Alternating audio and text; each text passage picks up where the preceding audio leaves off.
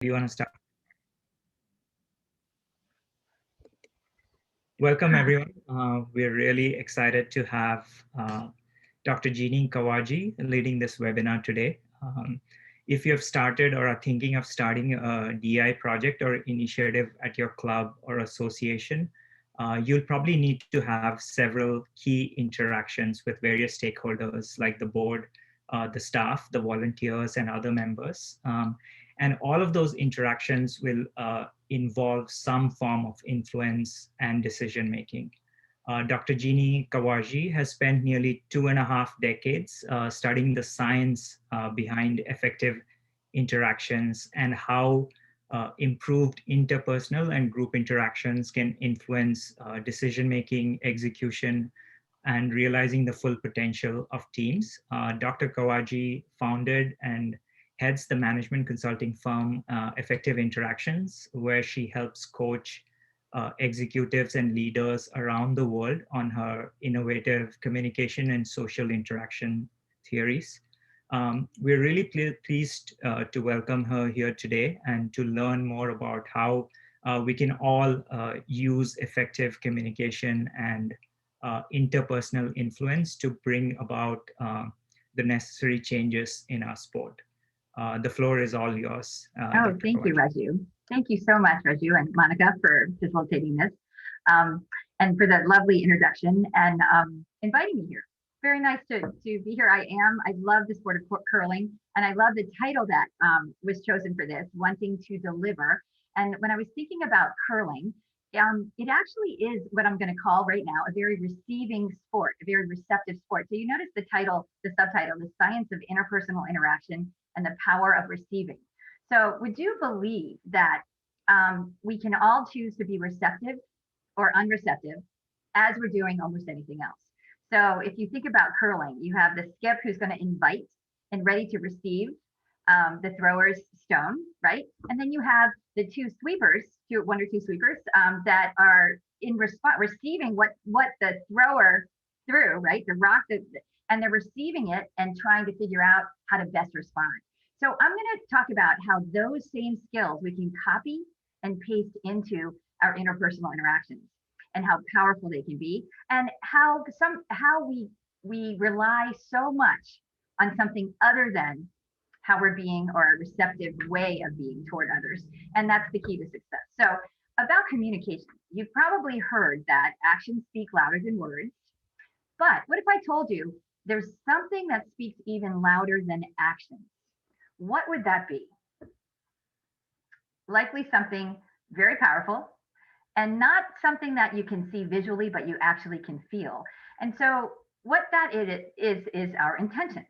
So let me give you an example of using the very same words, but having different intentions, which then creates a very different meaning that we hear. Okay, so this is just a fun example. Since I'm a woman, I kind of use the gender thing. So, but it can be anything. You can substitute almost anything in this example. So, so a woman without her man is nothing. Okay, so think of those words. Or I could say it this way: a woman without her man is nothing. You see how they're identical words, but it's my intention that's actually driving how I'm emphasizing the words, where I pause. And so this is a very invisible thing that's always at work, and we can have direct control of it. So we actually communicate our intentions, of which there are fundamentally two. So I can be up to either changing you or changing me. And I call the changing you judging. Think of it as the wind. I'm blowing wind on you and I'm basically going to knock you down. Okay. Or if I'm learning changing me, I'm actually invitational and I'm inviting you to participate with me together so we can actually be a team. And these are always at work. I'm either changing you or changing me as I'm doing anything else. So when I am changing you, this is the proper response. Don't tell me what to do. So I wonder if you've been in a situation in which with your friend and you don't really appreciate how you were just talked at. And it's not about your friend, and it's not about your friend's personality, and it's not even about the situation. It's actually about a chosen intention. So let's try to investigate that and see where this leads us. So there are actually two approaches we have with people. What I do, I directly, this is the direct approach. This is the one that most people use. What I do changes you. That's what we're taught in business schools and law schools and as we're growing out. But here's the alternative approach, which is more invitational. Okay, so the traditional approach is change you. It's transactional, it's proving oriented, it seeks to motivate or coerce other people. And the impact is, okay, it's a lot of effort for me. I have to think what to tell you to do. It's a chore, it's really not fun, and it's usually very ineffective. So the alternative approach is one that seeks to change oneself. So to change me approach. It's relational, it's learning oriented, and it inspires me and others to actually do more than what was asked for. It's much less effort. In fact, many people think it gives you energy instead of actually depletes any energy. It's enjoyable and it's highly effective. And the result is I like the other person more. So we're going to look at this right-hand side approach. I call it the right-hand side approach, and kind of unpack it and then see how it applies in some curling situations and in everyone's efforts to integrate diversity and provide equality and inclusion. Okay, so why don't we start with this? Do you notice a difference between the dessert was very good and I enjoyed it very much? Are there any chats? Does anybody say anything? Raju? Nothing in the chat. Yeah, okay. If people have comments, feel free to raise your hand, and I unmute you. Thank you. Okay, so here's another example. Who would like to go first versus how many would like to go first? How about this? You can come to my party if you want to, or it's important to me that you be there. Will you come? So you can think in this last example, if somebody were to approach you, you can come to my party if you want to. You can join the curling club if you want to, versus it's important to me that you join the curling club. So the right-hand side is the one that actually communicates our intention of changing ourselves. And that's the powerful receptive force that absent this, people are unlikely to be influenced. Here's another one. Sorry, I'm late versus thank you for waiting. Okay, so let's unpack the differences between these two and see how we might apply them. Okay, let's see. So do you think it's about the words? It's actually not at all about the words, and intentions are not spoken, right? So let's look at this. These are a bunch of words. And if you could just take a moment and see if you can read this. So let's kind of read it together, okay? Can you read this? I couldn't believe that I could actually understand what I was reading. The phenomenal power of the human mind. According to a research at Cambridge University, it doesn't matter in what order the letters in a word are. The only important thing is that the first and last letter be in the right place. Amazing, huh? Yeah, and I always thought spelling was important. So I don't know if you noticed, did you care about the words, or were you actually reaching for meaning?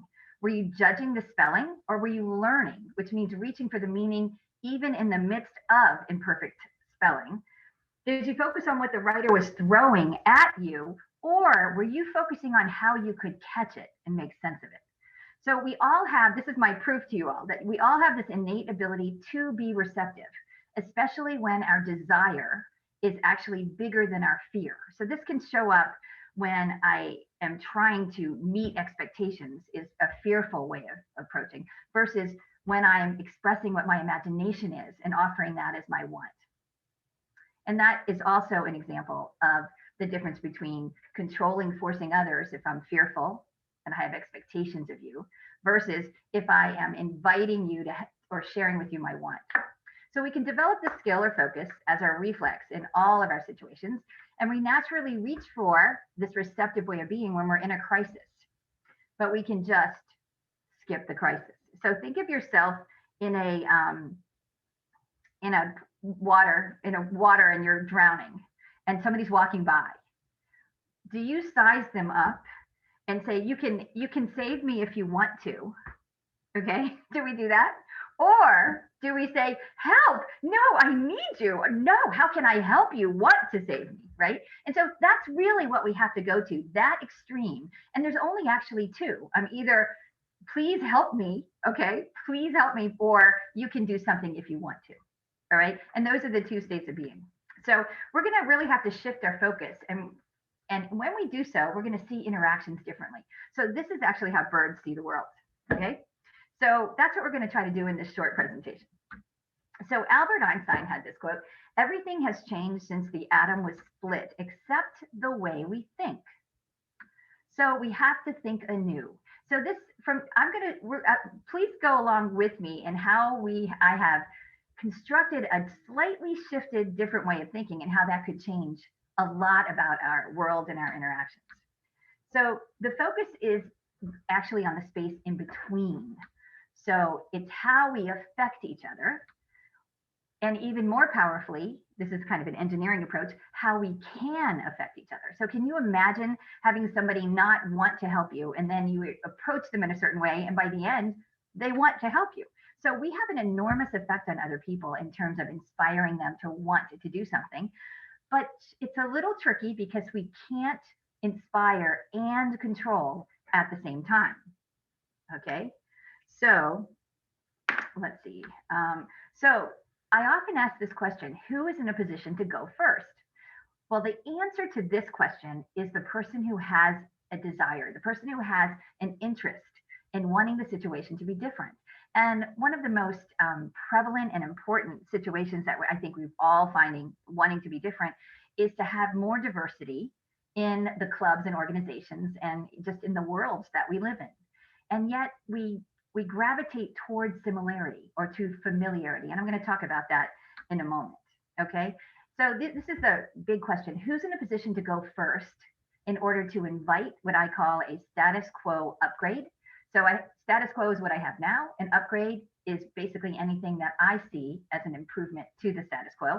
And if I have that imagination, I have permission slip to go first. Now, the real critical question is, how do I do it in a way that results in a positive outcome? So let's take a moment here to test intention. Okay, so I told you there are two kinds of intentions. So I would like you to think of someone who, okay, let's do this one first. Think of someone who you actually look forward to interacting with, someone with whom you share your innovative thoughts, someone who gives you energy, someone who you are happy to provide difference with, right? And take a moment to describe how they are when you are interacting with them. How are they being when you are interacting with them? And in fact, I would love for those of you who are listening live to kind of type in a couple of these things that maybe Raju, you could read. Yeah, we have a message from Laura Forget. I think they say the person is attentive and an active listener. Lauren says they're receptive, responsive, and inquisitive. Okay. Thank you. Thank you, Laura. Thank you. How about we take one more if there's anyone?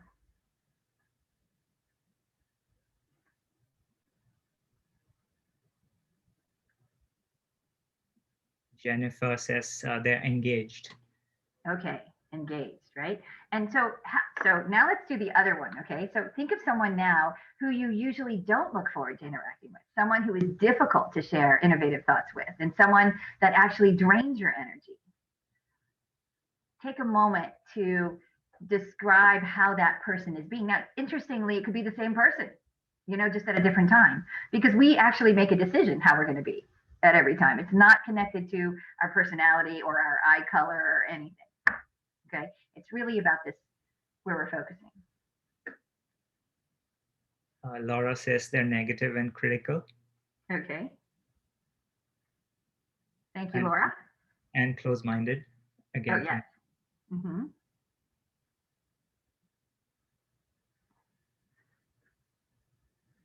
I guess, Jennifer, did you say something like unengaged? Lauren says they're stubborn, don't listen or appear to comprehend what what Lauren's trying to say. Okay. Oh, Lauren. Hey, Lauren. They're stubborn, don't listen. And what was the last part of that? Uh, and the person doesn't listen or appear to comprehend what I'm saying. Yeah. Yeah. What about it? So doesn't comprehend, but what if they think they do comprehend, but incorrectly? Okay. Yeah. That might even be worse, right? So here are some answers. I went around the world and I collected a whole bunch of things, and your answers are probably even more relevant than these. But so mutually respectful on the right, listens, open to what I said, can actually disagree with me. Okay. So I actually don't care if you agree or disagree with me. I care that you are in a position too. So Lauren, if people don't listen to me, then they're not in a position to disagree with me. See?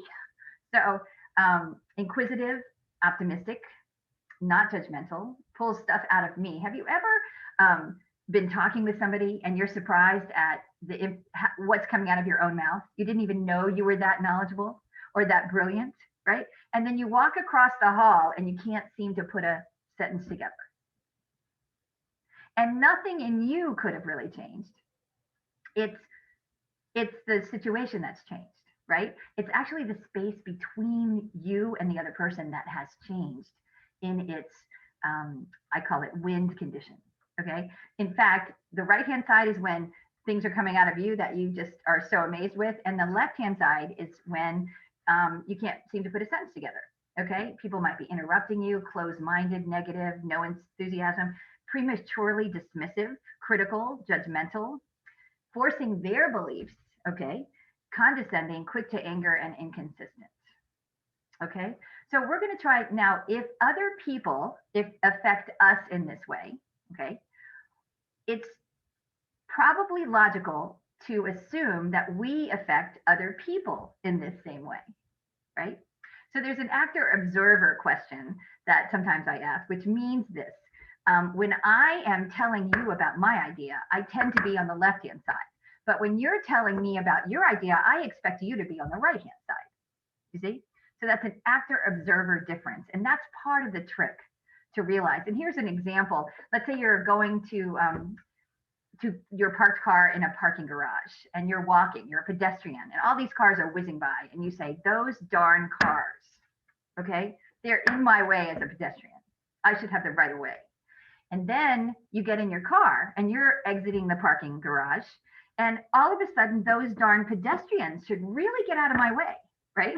So it depends what side of the interaction I'm on, which side here that I think is the correct side to be on. And the correct answer is always be on the right-hand side, okay? Even when our brains are telling us we should be able to be on the left-hand side, especially when we have superior information or a want that's, pristine, okay? So communication is actually an act of receiving, and the receptive way of being is on the right-hand side. So it turns out that I love this quote. This is from Cinderella. This is Cinderella talking to her daughter. So Cinderella's mother talking to Cinderella. Where there is kindness, there is goodness. And where there is goodness, there is magic. And so when I talk about this to elementary school kids, my niece actually introduced me as, oh, my Aunt Jeannie, she helps create magic between people. And that's what we're going to hopefully explore today. Okay, that's Cinderella. Tell people what you truly want, but not in a forcing way. And that basically is the summary of what kindness is. If I'm not being truthful to someone, I'm not being kind to them, right? So sometimes I might be polite, but then I'm not being truthful. Then they're going to be fooled by me. And then I'm going to resent them for being fooled and forget that I was the one who did the fooling. So that's sort of the labyrinth that we get into when we are not truthful to people and sharing with them what we truly want, but not in a forcing way. Okay, so our differences actually don't divide us. It's our inability to receive our differences or benefit from our differences that does. Okay, so this is a subtle distinction. And this is actually good news because I can learn how to receive difference. I can't change my eye color, can't change my gender, right? Can't change my ethnicity or even my skill in curling, okay? Immediately, okay? hopefully over time I can do that. But what I can always do is meet the current situation in this receptive way and actually seek difference. And when I seek difference, I get to learn. So another way to think about being receptive is also to be learning. So, and value actually lies in difference. So here's the human dilemma, okay? I actually have a tendency to gravitate toward familiarity or similarity. And I'm limited by my own imagination, but I can't really know that I am. So here's how that plays out. I don't know what I don't know, and people don't tell me what they don't tell me. I never know what I missed, and I usually think my truth is the truth. Now, if you can imagine, if I hold any of these beliefs, it's going to cause me to approach people in a forcing way on the left-hand side. I want them to change, not me.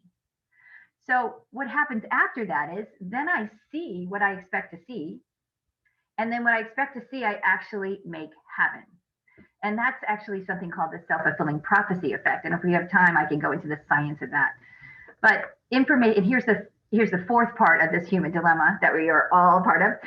Information is more acceptable to me if it confirms what I already believe. Yet information that confirms what I already believe has a little effect on my mindset and limits what I can achieve and learn. So it's not very valuable if I'm seeking, but yet we have this tendency to confirm what we already know. So let's do an example. So let's say that I had expectations of some people in the curling club to do certain activities, right? And they weren't done. So I have a choice to make. I can be angry at them and I can say, you should have done this. And I can be talking at them, okay? Which has an underlying intention of wanting to change them. Or I can see the situation that's different than the status quo I want. And I can have a more inquiring approach. I wonder what happened that this hasn't been completed yet. Or I can have a helping approach. How can I help you complete the task? Okay. I can learn what caused the unexpected result.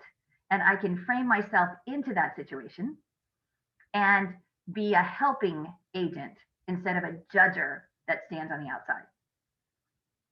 So that's, and I want to have that kind of response every single time. It's kind of like, I'll give you a funny example comes to mind. Let's say that I'm sweeping and I just want that rock to have been thrown differently. So I can talk to the rock and say, rock, you should have been thrown way differently. Or I could be about sweeping to try to correct it as much as I can, right? So I really am thinking that let's just copy and paste ourselves as we're playing curling into our interpersonal situations, even in the curling clubs, okay? Even in the curling clubs.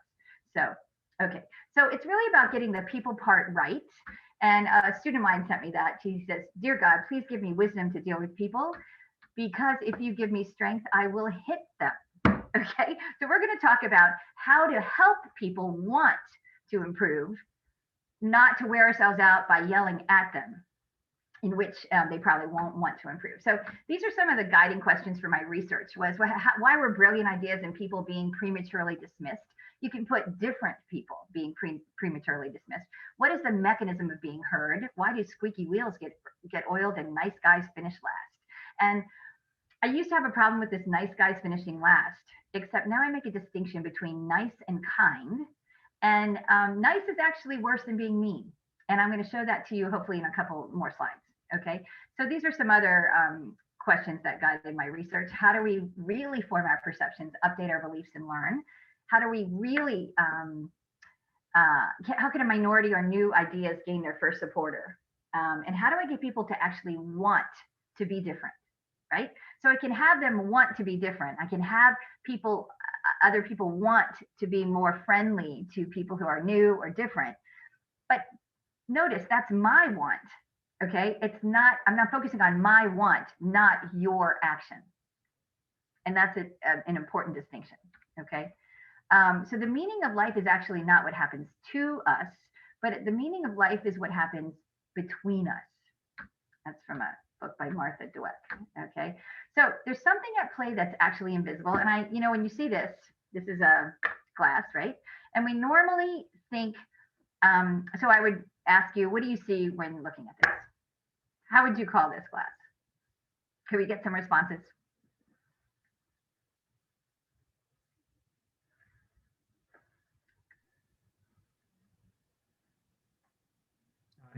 Jen says it's half full. Okay, half full. All right, so then you didn't say half empty, right? Because no, half empty is pessimistic, right? Half full is optimistic. Yeah. So typically we don't say half empty because that would be really complaining about the problem, akin to complaining about the problem. We don't, but most of us would say the glass is half full. But would you believe that's still working the problem? Okay. What if I told you, and this is the shift in our eyesight, that some see the whole glass. The glass is all the way full. It's half full with water and half full with air. And this is when we'd be working toward a solution. And that invisible part, that A part, that's the intentional space. And it's usually A that needs to be fixed. And if we think of B as what we can see and hear, so those are our words and our actions and even our attitude. But it's really our intention that I've been talking to you about, either change other people, okay, which is blocking, or change myself, which is inviting. So let's look at this video and see what you think. Count how many times the players wearing white pass the ball.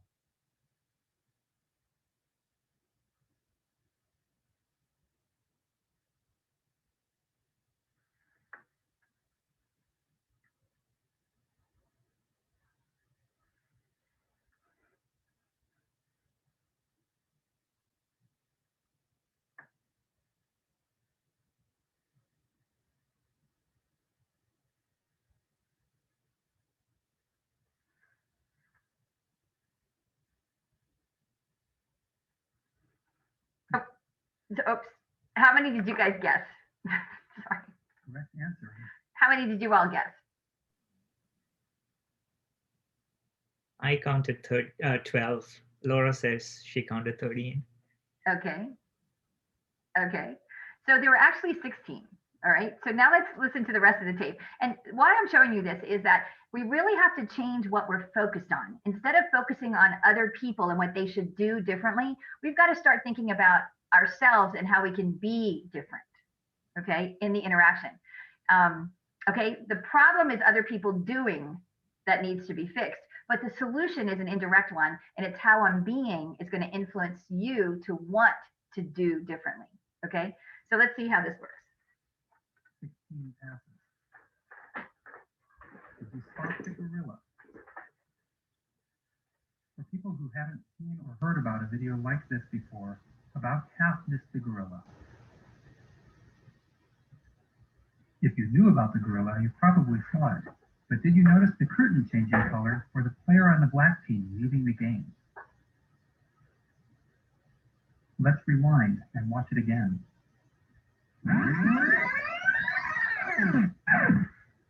Here comes the gorilla, and there goes a player, and the curtain is changing from red to gold.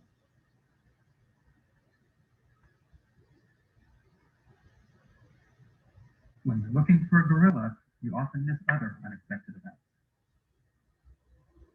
And that's the monkey business illusion. Learn more about this illusion and the original gorilla experiment at theinvisiblegorilla.com. Okay, so what did you guys think? Did you see, how many people saw the gorilla the first time?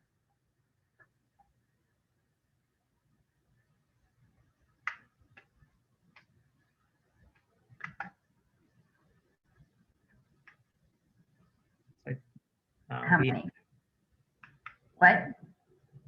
So Jen says she saw it. Lauren knew about the gorilla, so she's seen the video. Laura and say they did not see the gorilla. Okay, right? Isn't that interesting? Now, if of those who saw the gorilla, did you see the person leaving and the curtain changing color?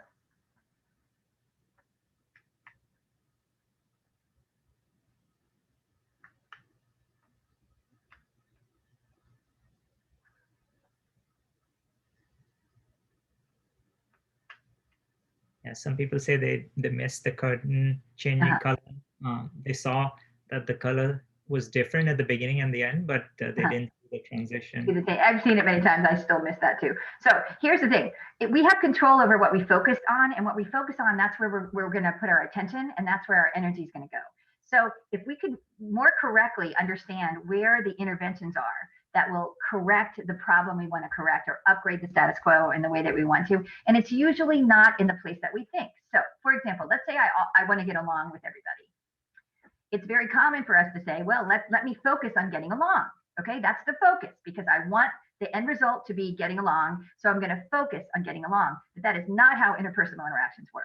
It turns out that if I focus on getting along, I'm going to part of my focus is going to be on changing other people. That's going to result in not getting along after I put in a lot of effort into it. But if I focus on what's called getting to know, which is learning, okay, the result of that is going to be getting along. So you might think of a learning conversation that you had with somebody, like you really wanted to know something you didn't know, or you were open to learning a perspective from the other person, having them share their experience. That's really what we're trying to share, is our experience. So we can all play in the same curling match, right? The same curling game, but our experiences might be different. And that's what's useful to exchange. Instead of recounting the facts, we're all going to see the facts differently. But what's interesting is how I saw the facts, and to share those with you, and how you see the facts. And that's going to improve my curling game if I can learn from other people. So it's really how I'm putting the pieces together that I don't really know. So here is another example. I guess you can see this. Technically, you can judge it. There's a bunch of straight lines, right, that are vertical and horizontal, right? What else do you see? If you put on your meaning, I'm searching for meaning glasses. What do you see?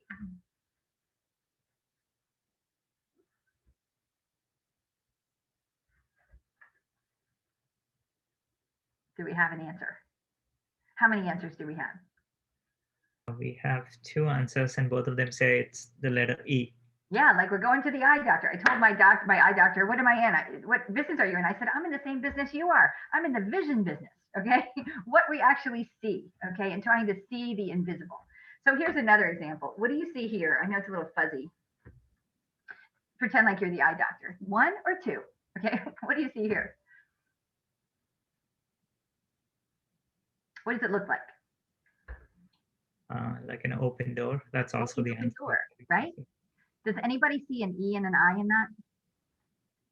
Lauren says she sees an open door, but it looks E-ish. E-ish. Okay, so effective interactions. That's my logo.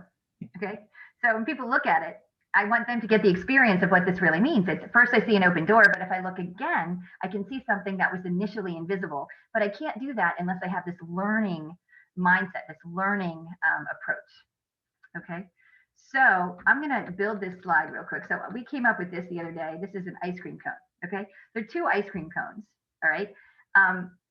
It turns out on the left, so I'm going to keep this the left-hand side and the right-hand side. The left-hand side, I have the first scoop is attitude, the second scoop is action. Okay, with a very small cone, and that cone is really what's produced from my intention.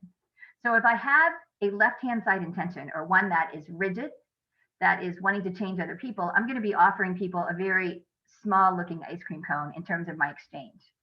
Okay, even the content of what I'm going to offer people isn't going to be as great or grand as what I could do on the right hand side. So what many remedies do is they try to change people's actions. Okay, so that's that top scoop on the left. That's the action. So in other words, we have 3 layers to our behaviors. We have an action layer, the middle layer is the attitude layer, and the bottom layer is our intention layer, right? And we normally, and I call the action and the attitude the wrapping paper. Okay, in this case, it's vanilla ice cream. All right, it's expected, it happened before, there's nothing innovative in it, right?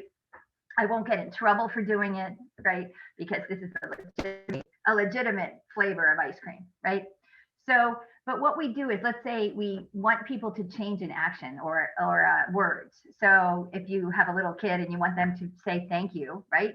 They didn't say thank you, you'll say thank you. And they'll say thank you, right? But we're not actually happy because they weren't being thankful when they said thank you. And being thankful actually happens at the intention level. So when I say thank you and I'm being thankful, it's a receptive, right-hand side receptive. It's a modifiable exchange. I'm exchanging to you something happened to me and the result was that I was thankful. So I'm sharing my experience on the right-hand side. So I call the right-hand side humble and I call the left-hand side arrogance. Okay. And other words we can use are modifiable and unmodifiable, or receptive and unreceptive. And a client many years ago called the right-hand side smart humble and the left-hand side smart arrogant. Okay. So the solution, our words, actions, and our attitudes are just not enough. We must focus on intention, and it must be my intention. And what I like about that is that's one of the only things I can completely control, and I can shift in the moment. Okay. I was working in an investment bank many years ago, and there was a systems guy who was in charge of the computers, and he did not report to me. But he didn't complete the action that I asked him to do, and that was holding up my entire project. Okay. And so I went to him at the end of the day and I started yelling at him, like, why didn't you do this? It's your job. Like being I was explaining, I was proving, I was judging, him. And this was in England many years ago, and you were allowed to smoke back then. And he had a cigarette, and he blew more and more smoke in my face, right? Which was the correct response. Okay. I was trying to change him, and he was responding with blowing more smoke in my face. So I immediately, as I was coughing, okay, I got into my crisis. When you get in a crisis, you end up shifting in the moment, right? So I looked at him and I said, am I really yelling at you? And he said, well, yes, you are. And I said, well, that surprises me. Does that surprise you? And he goes, no. I said, well, why? And he said, because you've been hanging out with all those traders. I was working on the equity derivatives trading desk in a French bank in London. And I learned something from him. Do you see what I did? I shifted from wanting to change him to actually sharing with him my experience of me first, and then learning from him, how did I get this way? He ended up shifting immediately, gave me completed the delivery of the 20 systems that I had asked him for, and then gave me a VIP tour of the bank. So that was an immediate shift, right? And that's what we all have this opportunity to do. I was first focusing on my words and his actions and his attitude, right? And then I quickly shifted when that didn't work, when I was given correct feedback. The challenge in the real world is we're too polite and we don't give people correct feedback, like blowing smoke in your face, okay? That allows you, but that's really the response that we should be getting to help us shift into this my intentional space. So just to take you through the logic very quickly, here's how we think now. Remember that Einstein quote? Other people's rigid hold on their preconceptions is the problem, right? Isn't that what I think the problem is? And the solution, I think, is that they need to change. And I likely have to assist them in changing because they can't do it on their own. Okay, so I'm going to force them to do it. What we don't realize when we do this is that instead of changing them, we have become just like them. Okay, we are now holders of rigid beliefs on them, which is the same as our initial problem we had with them. We have succeeded and created more of the very situation that we were hoping to fix. And we have worked very hard to make our own situations worse. Okay, and that is it's basically tragic. Okay, and that's what I see almost everywhere you look where there's a people problem. Okay, there's a missed reception of some kind. Okay, and the remedy is for me to receive. So in that, I call that ineffective. So here's the new way of thinking. The problem actually isn't your arrogance. It's actually my arrogance. It's my rigid hold on my preconceptions. It could be about you, which is my unmodifiability. So this feeds our common recurrent human condition. Okay, I was at Stanford not too long ago, and they said, what were you studying? I said, I'm studying a condition, a human condition that we all have, and it's called resistance to change, or you can call it arrogance, right? That's a condition that we all have. Since we can't know what we don't know, and we gravitate toward familiarity or expectation, and we unknowingly become blind, okay, we actually instead of perceive, we perceive. Okay, so we already know before we even interact with somebody what I expect that they should say or do. And I have found a cure. We have found a cure. The cure to my arrogance is my humility. Okay, and what do you think the cure is? Or which is my readiness to change or learn from you or receive. And what do you think the cure to your arrogance is? Somebody else's arrogance.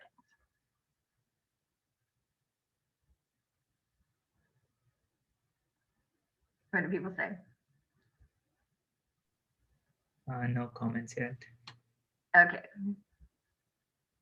All these, it's like I have sleeves, right? I'm sending it. So here's the cure, my humility. And this is very powerful because that means that I kind of have control, direct control of curing arrogance wherever it happens to show up. And I cure it by doing something that I'm in complete control over. In fact, this might be my only thing I have complete control over, is whether I approach a situation wanting to be changed in that situation, right? I'll tell you another funny story. It's about our response to the situation. I lived in Europe for a while. I was in Switzerland, and I was driving home about 2 a.m. from a student's wedding. And in Switzerland, there's a lot of rules, right? And it's 2 a.m. There's no traffic, and I'm trying to find. There's a lot of construction. I'm trying to get on the highway back to my hometown, and I go around and around on the detour. And believe it or not, there's no way for me to get to the car lane that goes in the direction I need to go without first spending a millisecond in the bus lane in that direction. So I'm just double checking. A bus comes, I see it's the right direction, so I toggle over there, and all of a sudden 3 cop cars come swooning in on me, and I'm like, wow, where were you when I needed you? I was really trying to figure out how to get, to this lane. And he informs me where there's no way to do it. That's just Switzerland. And so he asked me for my registration. And there's a difference in Europe and in the United States. The United States, we keep our title somewhere other than our car. But in Europe, you keep both pieces in your car. But I didn't know that. See, I didn't know what I didn't know, right? I was in this predicament, this resistance, this blindness. And that's always going to be true. There's always going to be things that I can't know, but somebody else might know because they have different experiences than I do. And all I have to do is want to receive from them. So what I think a lot of us would have done, and maybe I would have done as well, had I not really been trying to behave what I offer to my clients, I would have, when asked, why did you stop me and how dare you stop me? And I probably would have explained my situation, and it wasn't my fault, right? So he says, where's the rest of your registration? And I said, well, it's in the top drawer of my desk at home. And he goes, well, we have to make sure that this car was not stolen. Of course, insinuating that I was the thief, right? So if I were to really concentrate on my humility or my learning, my response at 2 a.m, okay, to these cops who had stopped me was, yes, could you please find out if this car was stolen? Because if I bought it from someone who stole it, I'm going to have to return it to them. They had never seen anything like this before. They huddled in the back of the car, and they came to me and they decided that I deserved a police escort home, right? So I could get home safely. And that's in Switzerland, that seemed to be unusual when I told people this is what happened to me. But I think it was powered by my receptive response to being falsely accused. You see how it was their arrogance that was coming toward me, and I could push my arrogance back to them deservedly, saying, you're wrong, I didn't steal the car, But instead, I had a more humble, receptive approach. Yeah, tell me, I would like to learn that. Tell me what it is. Sometimes in a classroom with executives, I'll ask a question and somebody will give me the incorrect answer, and I will respond, okay, that's the right answer to a different question. So do you see what I'm doing? I'm receiving all offers, and I am processing it, and then I'm making my best response to that. Okay, so that's kind of the mechanism. The goal becomes not to change. Okay, so disfeeds are common and recurrent thing. Okay, so the fundamental shift in my thinking is your arrogance serves as an invitation for me to be humble. So what if we would regard our problems as, oh, this club isn't diverse, okay? Instead of wanting to put our focus on this club should be more diverse, it's basically an invitation for me to be invitational, personally, for me to be humble. And that, I believe, is the initial mechanism that's going to shift where we end up as a club in terms of welcoming and diversity and inclusion. It's my responsibility, just like how I responded to the cop instead of reacted back at them. So, and I do it, by the way, I do it because it's better for me. And it also happens to be better for other people. Okay. So there's no middle ground between arrogance and humility. Okay. And it's a tricky predicament because I really can't think my way out of this blindness. I can only decide to behave my way out of my arrogance by choosing to actively and behaviorally learn, or choosing to active and behaviorally share my experiences. Okay. So I want to be willing to learn and not just confirm or complain or prove or rationalize. Okay. So, and this is what makes other people want to be humble. So I choose to be humble means I'm ready to change myself, having a receptive mindset, which requires focusing on my wants rather than my expectations, positioning myself to respond to my situations by creating value in my response. I want to create value every time I act, selecting a modifiable intention, which makes me ready to be changed or to learn rather than to change others. So, and I call that being effective. And we're having a self-fulfilling destiny rather than a self-fulfilling prophecy. And this makes other people want to be humble, which is exactly what our end result wants to be. So we want to get along, but the way to get along is for me to get to know or for me to learn. So I can stop there, and I have a lot more to share. I don't know if this has been clear enough. I'd love to know what your questions are. And, you know, I probably could go on for another 2 hours. So could you let me know what questions you have? Or if you'd like me to be more concrete. Thanks, Jeannie. Yeah, if people have questions, feel free to raise a hand or type it in the Q&A box. Yeah. So this, I'll just continue with some of these slides, I guess, too, while you're typing. So we really encounter when we encounter any situation, expected or unexpected, complex or simple, familiar or new, we either block, react, and resist others, right? Resist, or we invite, respond, and receive. And the right-hand side is what actually puts us all in motion and gets us to act like a winning curling team on the ice. Oops. Okay, so when we think of being effective, this is what we want. How do I get people to want to follow, help, hear, appreciate? How can I influence people when I don't have the authority? How can I elicit the best contribution from others and have them elicit mine as well? How can I take people from a state of being closed to wanting to be open and willing to change? How can I inspire and energize people to do even more than I thought to ask them for? And how can I create a high performing organization that necessarily has diversity and equality and inclusion and integration in it? So I believe that's kind of the science of how to get there. Are there any questions? No questions yet, but Laura had a comment. She said, oh yeah, tell me. She loved this and that she thinks it's also a great way to think about having people join in positions of governance and like to recruit volunteers. That's how you. Oh yeah, right. We all go to a party that we're invited to, right? And oh, so let me end with so I have a bunch of different slides, you know, different ways of looking at the same thing, right? It's like an iceberg. This intentional space is underneath. We can't really see it, but it's as powerful and as big as the bottom part of an iceberg. But I actually have another hold on, let's see. Another video. Would you like to watch it? Do we have time for that? Okay, yeah. I think we do. Okay. Here we go. And now to honor America and salute the 4th of July. Serving our country with our national anthem. Please welcome, as voted by you, the fans, our winner of the Toyota Get the Feeling of a Star promotion, Natalie Gilbert.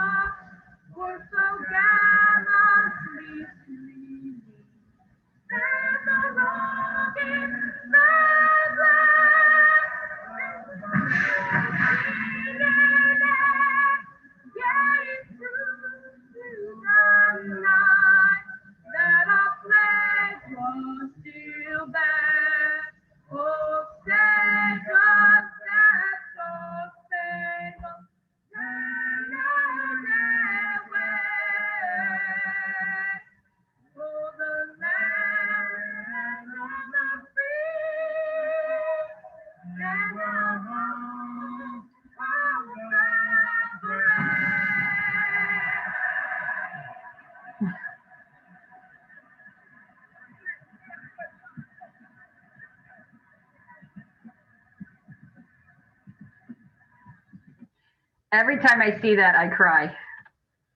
What did you think of that video? Oh, that's my worst nightmare. But you know what? It can always be solved if you have a supporter, right? So when somebody's not included, with my MBA students, I would tell them that some of you are not going to be popular, you're going to be excluded. And I said, everybody pays a penalty. Every one of us pays a penalty when we don't include 100% of people, when there's one person who's excluded. And I don't know if you could feel that when that one supporter came and supported him, we all fell into line. We all were rooting for her, right? And it changed us. And so that's kind of the magic between people. It's really how can I look at a situation and find and ask myself, what's my job and how do I do it? And to always be receptive and allows me to see what my job is. It allows me to see differently. I can see now how birds see the world if I focus and shift to wanting to pay attention to my intention in this situation, not just other people's behavior or judging the situation. So I guess it's almost exactly 3 o'clock. I'd love to field any questions you have. I have so much more material. I think I'm going to be providing a paper that kind of goes over some of the slides I was not able to show you, which is the scientific perception processes that are taking place, in case any of you might be interested in that. So it's kind of where our vision meets realizing our dreams and how we can play a role in that. I would love to see have a copy of your slides and see the paper, and I'm sure people watching would as well. So yeah, thank you. Well, I wish everybody good curling, but I mostly wish you good receiving. Okay, because I think that will give you good curling and give you getting along and give us those diverse and newness. Because if you think about it, we're all a minority of one. We can think of it that way. We're all a minority of one. And the challenge becomes, how do we connect to difference when we have a habit of connecting only in similarity or to similarity, right? So if in a conversation, I only want you to tell me stuff I don't already know, and I want to tell you stuff you already don't know. And that's going to be an exciting, inspiring, energy producing interaction. Just like a chemical interaction, it's interacting, two people interacting, it's the space between that transforms each of us.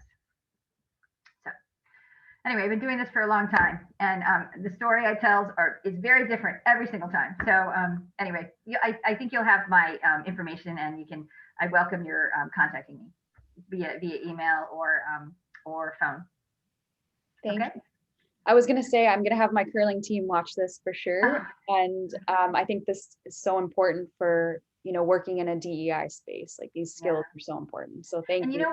You're very welcome. And I forgot to mention this part too. You reminded me, Monica, that knowing about this and being able to own it as a skill is a lot like learning how to curl. When we first started curling, we're not very good at it, and we have to practice it, and people have to give us coaching and tell us, well, if you hold your hand differently or your weight differently or focus in different ways. So it takes probably about 6 months to learn how to truly be receptive. And I have a lot of materials that a grammar of effective interactions that I teach. It's a new language. The ambassadors of the United States called it the language of leadership, right? And how do you turn around an enemy into your ally, basically, through a diplomatic way of doing it. So it's worth doing. It's worth learning this new way of interacting because you're the first beneficiary of it. It's the only no-brainer decision I know, because it takes less energy to get a much better outcome. And I want to make those decisions every single time. So I'd be happy to share more in more detail what exactly it looks like in terms of the skill of being receptive and knowing how to shift oneself when we don't get correct feedback from identify ourselves. So I can think I'm receptive and know it, or I can think I'm unreceptive. The really hard part, the tricky part, comes when I think I'm receptive when I'm really not. And so I've developed a diagnostic skill, a diagnostic kind of test or tool that I can use on myself to shift me into that. So anyway, I hope it'll be interesting to some. And I can't think of a better sport to take off the ice and into our organizations and clubs. And I do think that we are this way when we're curling, when we're at our top performance teams. It's really about communication and of inspiring other people and learning about difference, right? If I already know to sweep, you don't have to tell me to, right? It's only if I'm already sweeping, you're not going to tell me to sweep. I'm already doing it. It's really, we actually share difference and we know it innately, but now we've got to move it into our human interaction space and win in the game of life. And you know what? We can win every time with this. So we're all on the same team in the game of life. So yeah. Love that. Okay. Thank you. Well, thank you guys. And I look forward to being in touch. Awesome. Thanks so much, Jeannie. This was really great. We will have a recording of this. It'll be on YouTube if anyone wants to watch this again. And we'll also share the paper that Jeannie mentioned via email.